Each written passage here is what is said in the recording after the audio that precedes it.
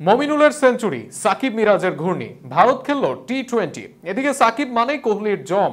এশিয়ার কোনো বোলার সাকিবের চেয়ে বেশিবার আউট করেননি কোহলিকে। সাকিব মিরাজ মিলে নিলেন 8 উইকেট। রোহিত, জয়সওয়াল, রাহুলরা পেটালেন টি-20-র মতো। ভিন্ন এক টেস্ট ম্যাচের ভিন্ন সব অভিজ্ঞতা এক করে থাকছে প্রতিবেদনে।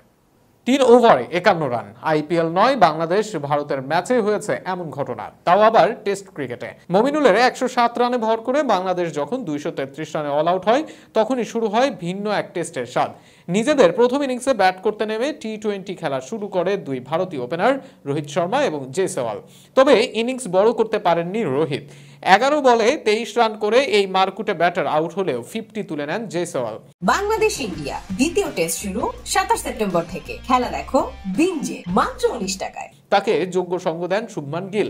51 বলে 72 রান করে হাসানের বলে বোল্ড আউট হন জয়সওয়াল। 39 রানে শুভমান গিলকে সাজঘরে ফেরান সাকিব। এদিন ইনিংস বড় করতে পারেননি ঋষভ পান্ত। 9 রান করে সাকিবের দ্বিতীয় শিকার বনে যান এই বাঁহাতি ব্যাটার। এরপর লোকেশ রাহুলকে সঙ্গে নিয়ে রান তুলতে থাকেন বিরাট কোহলি। দুইজনের ব্যাটে ভর করে বাংলাদেশের 233 রান পার করে লিড নিতে শুরু করে ভারত। তবে 50-র আক্ষেপ নিয়ে বোল্ড আউট কোহলি। 47 রান করে সাকিবের তৃতীয় শিকার হন তিনি। এ নিয়ে 7 বার সাকিবের বলে প্যাভিলিয়নের পথ ধরেছেন তিনি, যা এশিয়ার যে কোনো বোলারের চেয়ে বেশি। কোহলি ফিরেছেন, কিন্তু অপর প্রান্তে 50 তুলে নেন রাহুল। 13 বলে 8 রান করে সাজ ঘরে ফেরেন জাদেজা। 68 রান করে মিরাজের দ্বিতীয় শিকার হন রাহুল। শেষ দিকে আকাশদীপ 12 রানে আউট হলে 9 উইকেট হারিয়ে 285 রানে ইনিংস ঘোষণা করে ভারত।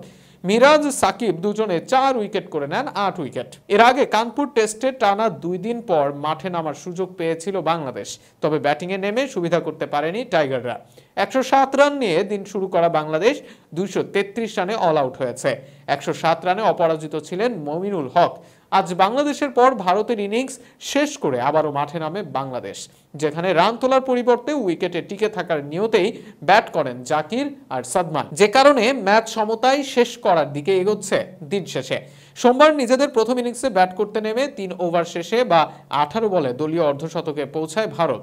টেস্ট ইতিহাসে এটি দ্রুততম দলীয় 50 রানে পৌঁছানোর ঘটনা। আরেকটি রেকর্ডও গড়েছেন হিটম্যান রোহিত শর্মা। টেস্ট ক্রিকেটে চতুর্থ ব্যাটার হিসেবে ইনিংসের প্রথম 2 বলেই ছক্কা হাঁকিয়েছেন তিনি। এছাড়া আরও একটি রেকর্ড গড়েছে স্বাগতিকরা।